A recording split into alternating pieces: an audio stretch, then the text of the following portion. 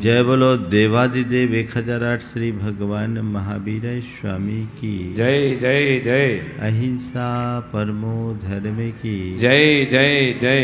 परम पूज आचार्य गुरुवर श्री विद्यासागर जी महाराज की जय जय जय। बोले परम पूज गुणायतन प्रणेता मुनिवर्ष 61 प्रमाण सागर जी महाराज की जय जय। पुण्य जीवन को पवित्र बनाता है। पुण्यानुष्ठान भाव विशुद्धि का आधार है। बढ़ी हुई भाव विशुद्धि ही हमारे जीवन की उपलब्धि है। अपने जीवन को सिद्धि के शिखर तक पहुंचाने के लिए हमें पहले शुद्धि को अपनाना जरूरी है। शुद्धि से ही सिद्धि मिलती है। इस आशय की बात विगत दिनों से आप सबके मध्य चल रही है। आचार्य कुंद कहते हैं कि पुण्य संचय के कुछ विशेष निमित्त हैं और उनसे न केवल पुण्य का उपार्जन होता है अपितु चेतना का परिष्कार भी होता है, पाप का क्षय भी होता है। खालिश पुण्य को अर्जित करना बहुत बड़ी बात नहीं है, लेकिन पुण्य अर्जन के साथ अपनी चेतना का परिष्कार करना और उस परिष्कार के साथ पाप का क्षय करने की सामर्थ्य विकसित करना अत्यंत दुर्लभ है। आज बात मैं उसी की कर रहा हूं। आचार्य कुंद ने एक गाथा में कहा था, रागो पशत्त भूदो अनुकंपा संसिदोय परिणामो कालुस नत्थि जस्स जीवम पुन्नम पुन्नम जीवस्य आसवदी। प्रशस्त रागभूत परिणाम और अनुकंपा तथा कालुष्य रहित चित्त पुण्य का आश्रय कराते हैं, अर्थात ये पुण्योपार्जन के विशेष निमित्त हैं। विगत दिनों हमने प्रशस्त राग की चर्चा की और प्रशस्त राग में पंच परमेष्टि की भक्ति, धर्म के प्रति चेष्टा और गुरुओं का अनुगमन, ये तीन बातें आचार्य कुंद ने बताई। हमने उसके बारे में सविस्तार चर्चा की। आज जो बात आ रही है वह है अनुकंपा की। वो धर्म का मूल है। सच्चे अर्थों में यदि कोई धर्म का व्यवहारिक रूप हो तो मैं उसे अनुकंपा, दया और करुणा से युक्त परिणाम के रूप में ही देखता हूं। जिस व्यक्ति के हृदय में दया अनुकंपा नहीं, वो सच्चे अर्थों में धर्मी हो ही नहीं सकता। कुरल काव्य में लिखा है कि जैसे सूखी धरती पर अंकुर नहीं फूटता, जैसे सूखी धरती पर बोया गया बीज अंकुरित नहीं होता, उसी तरह जिस व्यक्ति का हृदय दया से आर्द्र नहीं है, उसमें धर्म का अंकुर प्रस्फुटित नहीं हो सकता। और यही वजह है कि आचार्य कुंद ने धर्म की व्याख्या करते हुए ही ये कह दिया, धम्मो दया विशुद्धो। दया से विशुद्ध परिणाम का नाम ही धर्म है। हम लोग रोज कहते हैं धर्मस्य मूलम दया। धर्म का मूल दया है। दया, करुणा, अनुकंपा, सेवा का भाव अंतरंग में होना ही चाहिए। अब सवाल है, मेरे हृदय में दया है या नहीं? इसकी पहचान कैसे करें?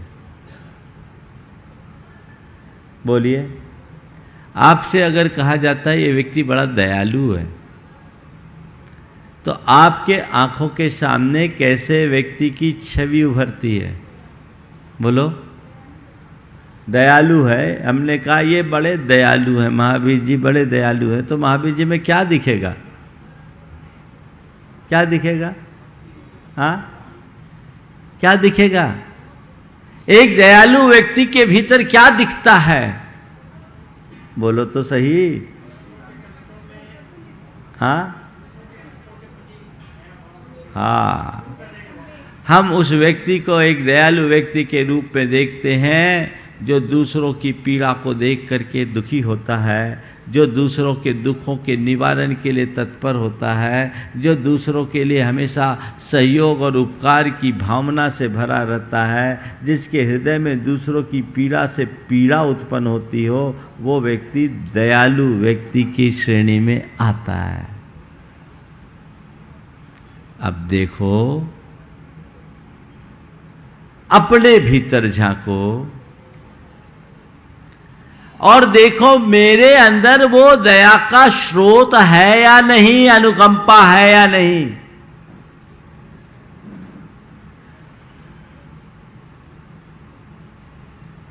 अगर वो है तो मैं धर्मी कहलाने का अधिकारी हूं, और यदि वो नहीं है तो मैं नाम का धर्मी हूं। संत कहते हैं नाम का नहीं, काम का धर्मी बनो, और अपने हृदय को दया करुणा अनुकंपा से भरो। अनुकंपा की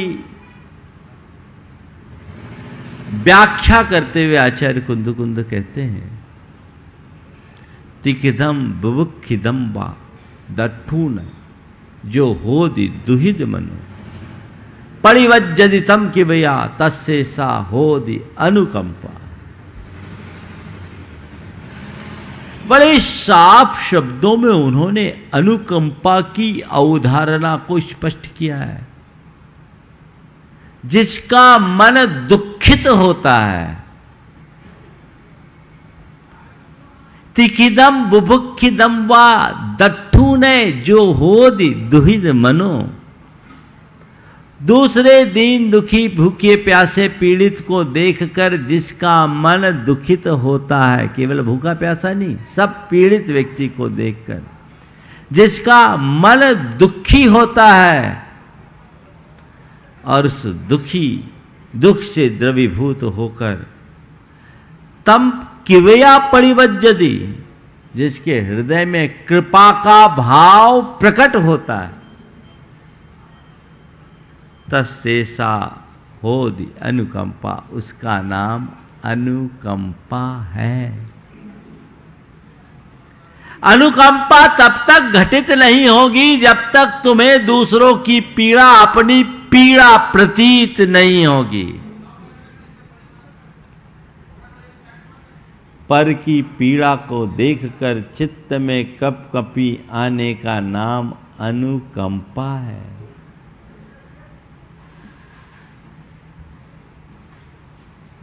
चार बातें आज के संदर्भ में कहूंगा। वेदना, संवेदना, सहानुभूति और समानुभूति।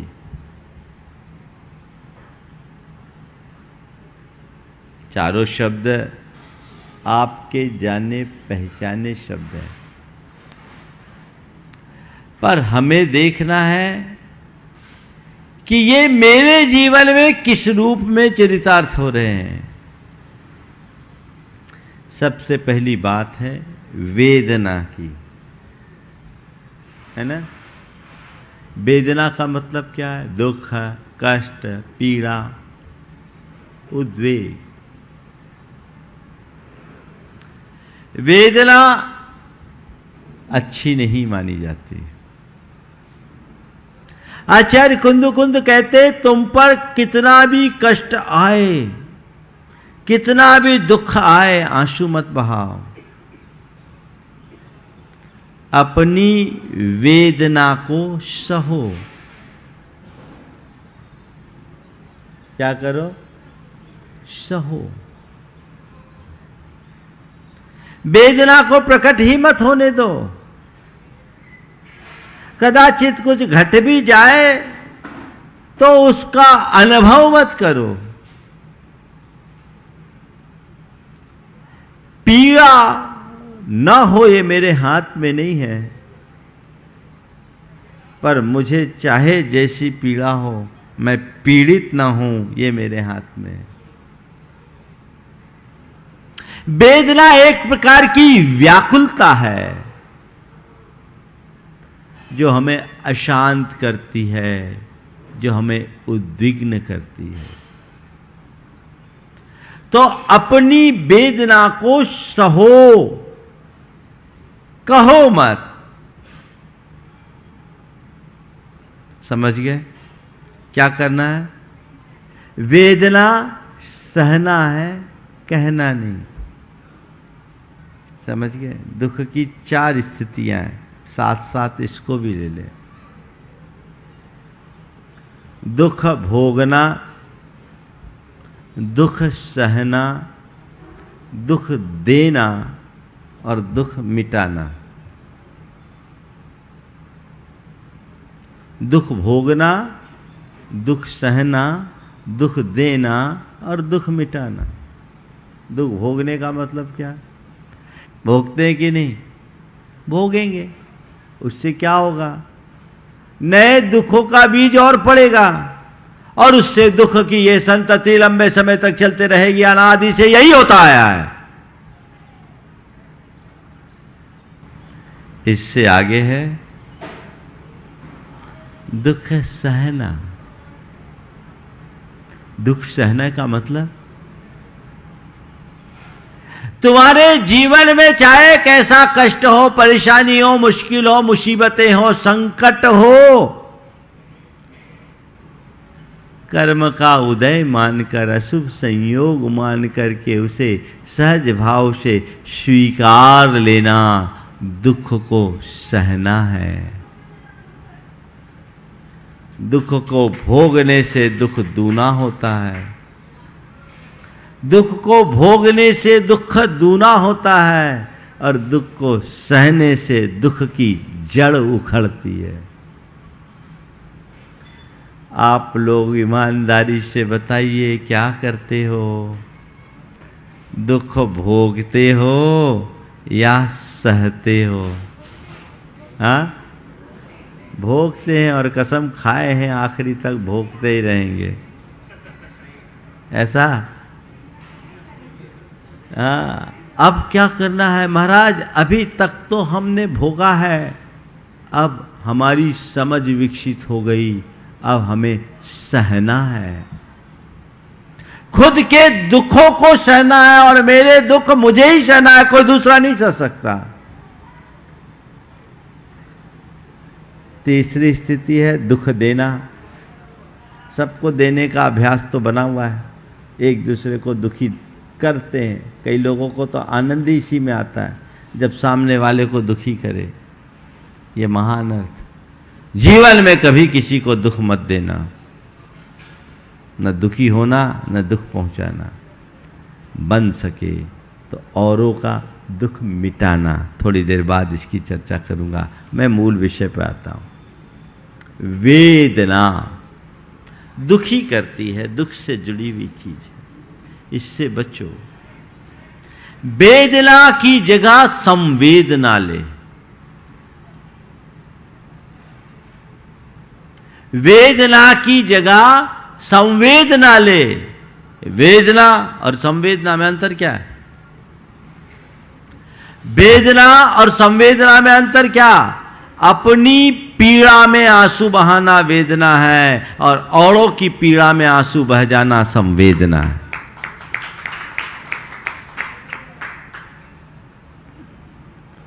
तुम थोड़ा देखो, खुद के ऊपर थोड़ा सा भी कष्ट आता है, कितने विचलित हो जाते होते हो। स्वयं के ऊपर थोड़ा सा भी कष्ट आने पर विचलित हो जाते हो। कहते नहीं, स्वयं पर कितना भी कष्ट आए सहो, और किसी औरों को कष्ट में पड़ा दिखे, कोई और कष्ट में फंसा दिखे तो द्रवीभूत हो जाओ, पिघल जाओ। मैं अक्सर कहता हूं, स्वयं के कष्टों के प्रति सहनशील बने और औरों के कष्टों के प्रति संवेदनशील बने। दूसरों के कष्ट मुझे मेरे कष्ट लगे, जब तक मनुष्य के हृदय में इस प्रकार की संवेदना प्रकट नहीं होती, तब तक सच्चे अर्थों में वो धर्मात्मा कहलाने का भी अधिकारी नहीं है। आज के इस दौर में सबसे ज्यादा प्रभावित यदि कुछ हुआ है तो क्या हुआ है? वो मनुष्य के मन की संवेदना प्रभावित हुई है। दिनों दिन संवेदना क्षीण होती जा रही है, मोथली होती जा रही है। लोग संवेदन शून्यता की ओर बढ़ रहे हैं। इसका कुपरिणाम देखने को मिलता है। अब कोई मरे जिए हमें क्या लेना देना। अब गैरों के प्रति करुणा और दया की बात तो बहुत दूर है। अब तो लोग अपनों की भी घोर उपेक्षा करते दिखाई पड़ते हैं। बदलाव घटित होना चाहिए। अपने अंतरंग में वैसी सोच विकसित होनी चाहिए, तब कहीं जाकर हम अपने जीवन में धर्म का लाभ ले सकेंगे। तो आचार्य कुंद कह रहे हैं, तुम्हें भोजन मिल गया, तुम इतने मात्र से संतुष्ट मत रहो। कोई दूसरा भूखा न रहे, इसका भी ध्यान रखो। 4 शब्द है: प्रकृति, विकृति, दुष्कृति और संस्कृति। क्या बोला? प्रकृति, विकृति, दुष्कृति और संस्कृति। 4 शब्द जाने पहचाने है ना, लेकिन इन्हें थोड़ा मेरे हिसाब से समझिए। भूख लगने पर भोजन करना प्रकृति है ना। भूख लगने पर भोजन करना प्रकृति है, और बिना भूख के भोजन करना विकृति है ना। भूख लगने पर भोजन करना प्रकृति है, बिना भूख के भोजन करना विकृति है, और दूसरों का छीन के खाना दुष्कृति है ना। भूख लगने पर भोजन करना प्रकृति, बिना भूख के भोजन करना विकृति, और दूसरों का छीन के खाना दुष्कृति, और भूखे को खिला के खाना हमारी संस्कृति है। हमारी संस्कृति संवेदना की संस्कृति है। भूखे को खिलाकर के खाओ तो तिखिदम बुभुक्षिदम वा दट्ठू ने जो होदि दुहित मनो। भूखे प्यासे व्यक्ति को देखकर जिसका मन दुखी होता है, परिवज्जति तम किविया तस्से सा होदि अनुकंपा। कागजों में लोग आजकल अनुकंपा ढूंढते हैं, बस अनुकंपा दया करुणा की बातें हैं, व्यवहार में बहुत कम दिखता है। लोग देख करके अनदेखा कर देते हैं। ये बात ठीक नहीं है। अपनी संस्कृति को पहचानिए। हम लोग जिस परंपरा में जन्म लिए हैं, वहां आज भी चूल्हे की पहली रोटी गाय के लिए निकाली जाती है ना? आज भी निकाली जाती है। क्यों? क्यों? हम अपने से पहले औरों की चिंता करते हैं। मेरी भूख मिटे, पर इस जग में कोई भूखा न रहे। मैंने कई बुजुर्गों को देखा, जब भोजन के लिए बैठते तो पहला कौर निकाल के बाहर कर देते, किसी कौवे को, किसी पक्षी को दे दे, कि चलो इस संसार में कोई भूखा न रहे। ये भाव अंतरंग में होना चाहिए। गुरुदेव ने बहुत अच्छे शब्दों में लिखा है कि भूखे परिसर देखकर भोजन करते आप। भूखे परिसर देखकर भोजन करते आप, फिर भी खुद को समझते दयामूर्ति निष्पाप। क्या करारा तमाचा दिया है। सब लोग आजू बाजू में भूखे हैं और तुम छक के खा रहे हो और अपने आप को दया मूर्ति मान रहे हो। नहीं, अगर तुम्हारे हृदय में संवेदना होगी तो दया का स्रोत अपने आप फूटेगा, तुम रह नहीं सकोगे।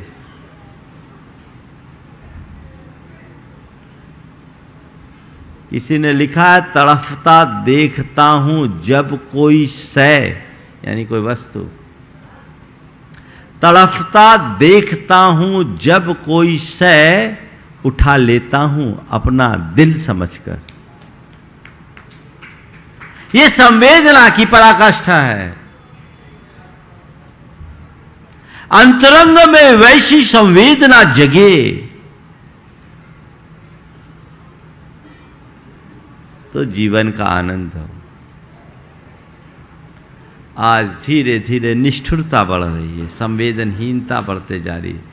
लोग किसी से कोई मतलब ही नहीं रखते हैं। अब तो एक यूज एंड थ्रो वाला कल्चर इतना तेज गति से बढ़ गया कि मत पूछो।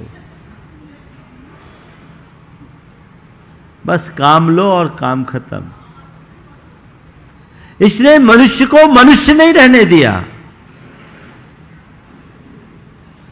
ये संवेदना बढ़नी चाहिए।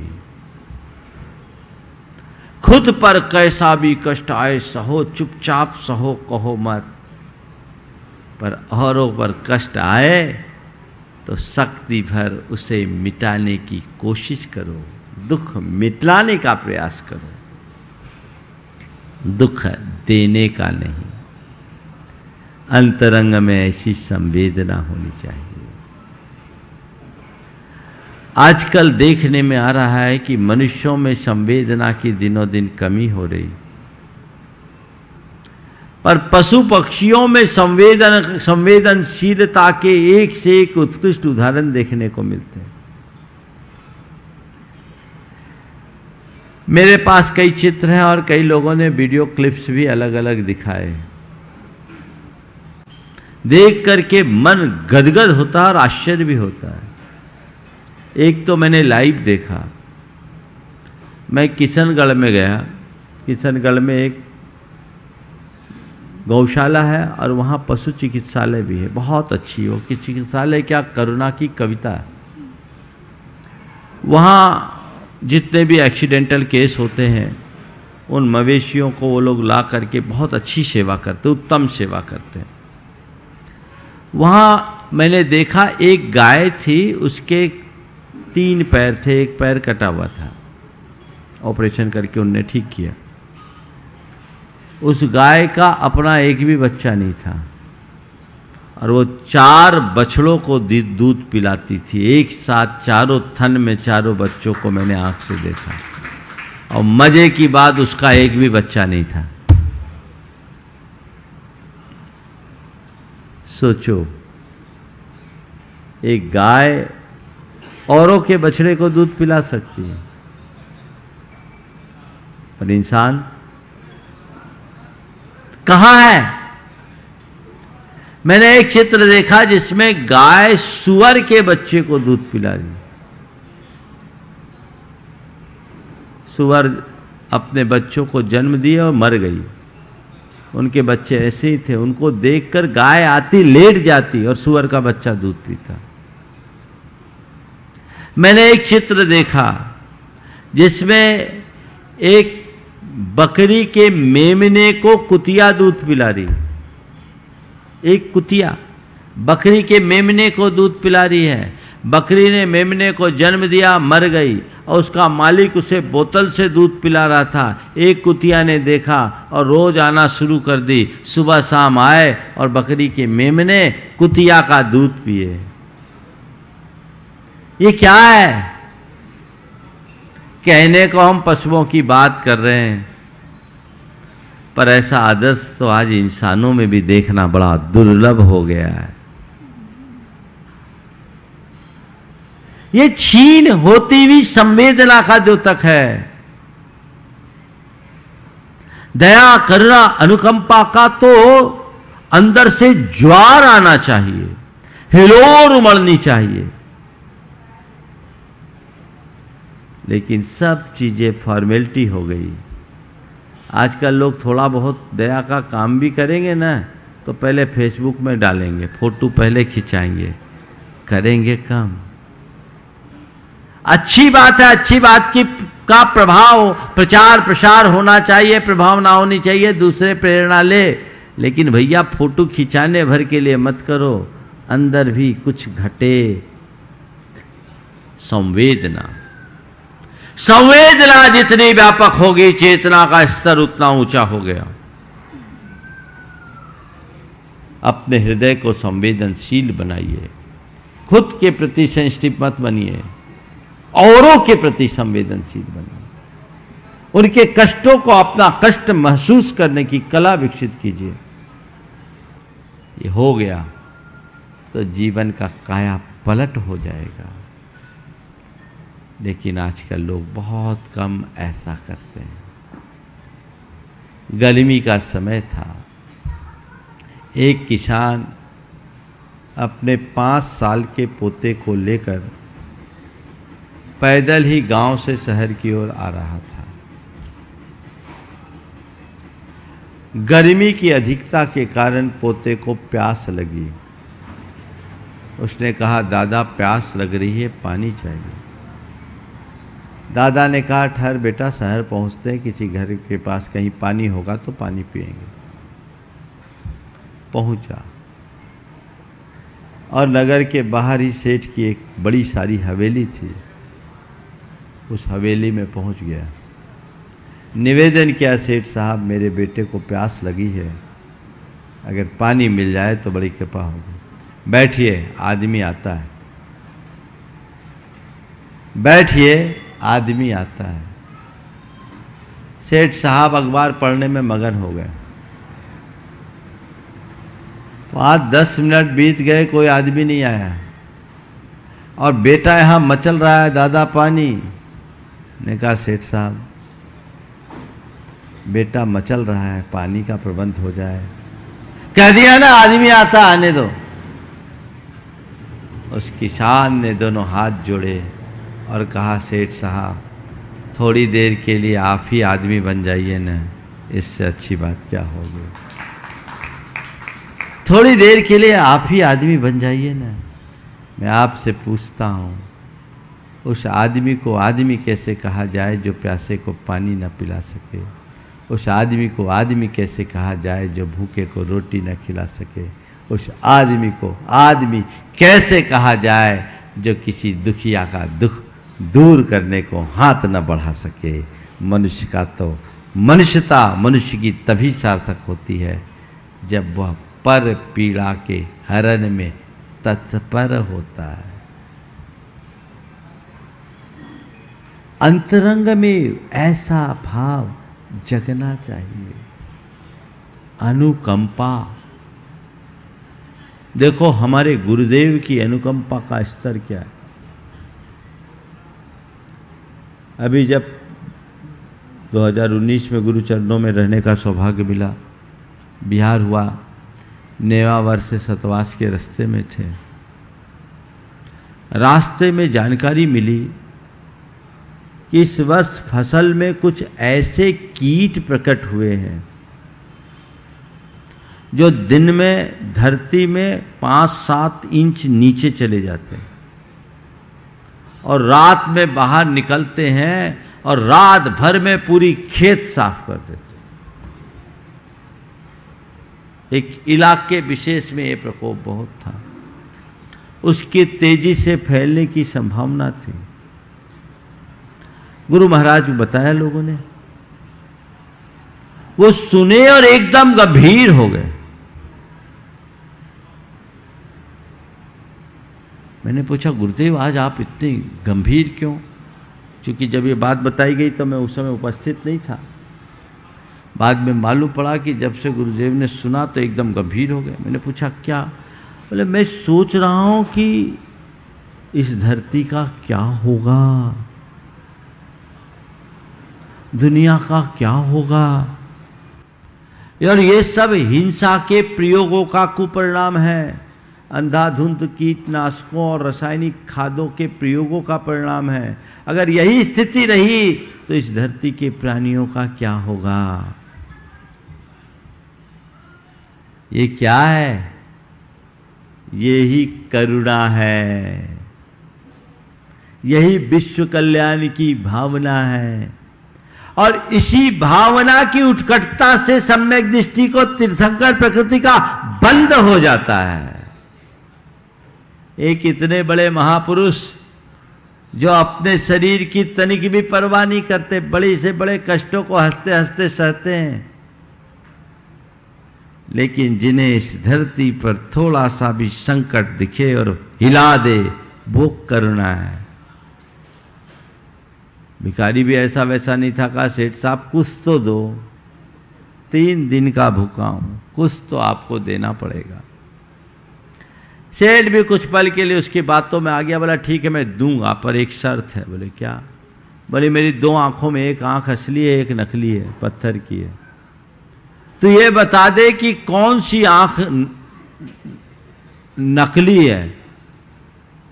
अगर तू ये बता देगा कि कौन सी आंख नकली है तो मैं जरूर तुझे आज रोटी खिलाऊंगा, क्योंकि आंखें कुछ इस तरह की जड़ी हुई थी कि कोई पकड़ नहीं पाता। तो ये बार बता दे कौन सी आंख नकली है। उसने देखा और कहा सेठ साहब आपकी दाईं आंख नकली है। सेठ साहब आपकी दाईं आंख नकली है, हकीकत में उसकी दाहिनी आंख नकली थी। कहा तूने बताया तो सही, पर यह बता तुझे पता कैसे लगा। तुमने बताया तो सही, पर यह बता तुझे पता कैसे लगा। उसने कहा बस क्या बताऊं सेठ साहब, उसी में थोड़ा सा पानी दिख रहा था, उसी में थोड़ा पानी दिख रहा था, तो मैंने सोचा ये नकली आंख होगी, क्योंकि तुम जैसे व्यक्ति की असली आंखों में पानी आ ही नहीं सकता। वस्तुतः आंख के पानी के सूख जाने का नाम ही संवेदनहीनता है। वेदना न हो, संवेदना हो। फिर है सहानुभूति। वेदना से पीड़ित व्यक्ति सहानुभूति प्रकट करते हैं, एक दूसरे के प्रति सहानुभूति होती। ये वेदना में भी है और संवेदना में भी है। लोग पर की वेदना से पीड़ित होकर के अपनी ओर से सहानुभूति प्रकट करते हैं और खुद की वेदना में भी औरों से सहानुभूति की अपेक्षा रखते हैं। मुझे कष्ट हो तो कोई मुझे सहानुभूति प्रकट करे, अपेक्षा होती कि नहीं होती? होती है। मुझे करे, ये दुर्बलता है। दूसरों के लिए सहानुभूति प्रकट करना हमारा धर्म है, पर खुद औरों से सहानुभूति चाहना हमारी कमजोरी। कमजोर मत बनो, मजबूत बनो। लेकिन इससे भी ऊपर का स्तर है समानुभूति। सामने वाले की पीड़ा मेरी पीड़ा बन जाए, ये समानुभूति संवेदना का चरम रूप है। भगवान महावीर के जीवन काल की घटना है। जब वो वर्धमान थे, बालक थे, अपनी माता त्रिशला के साथ राजोद्यान में टहल रहे थे। अचानक त्रिशला अपनी सहेलियों के साथ दूब पर चलना शुरू कर दी।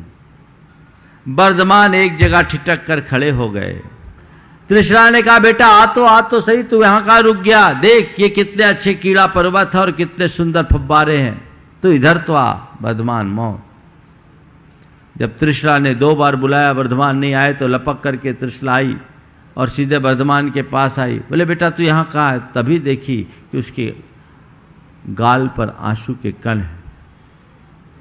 बेटा तुझे ये क्या हो गया? तू रो क्यों रहा है?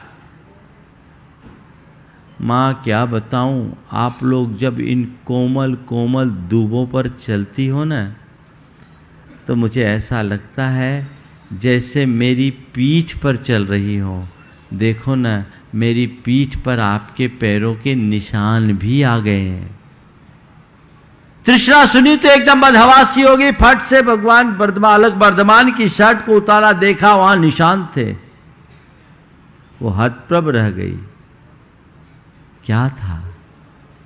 ये है समानुभूति, संवेदना का चरम रूप, जो दूब में भी अपनी अस्तित्व का आभास करा दे, अपनी सत्ता का आभास करा दे।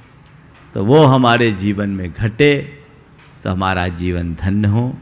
तो अनुकंपा जो हमारे धर्म का मूल तत्व है, जीवन को पवित्र बनाने का आधार है, उस अनुकंपा करुणा को आत्मसात करके चलने का भरपूर पुरुषार्थ करना चाहिए, और तभी हम अपने जीवन का पथ प्रशस्त कर सकेंगे। ये भावना उत्तरोत्तर हमारे जीवन में घटे, ऐसा भाव सबके मन में होना चाहिए। समय आप सबका हो गया, यहीं पर विराम। बोलिए परम पूज्य आचार्य गुरुवर श्री विद्यासागर जी महाराज।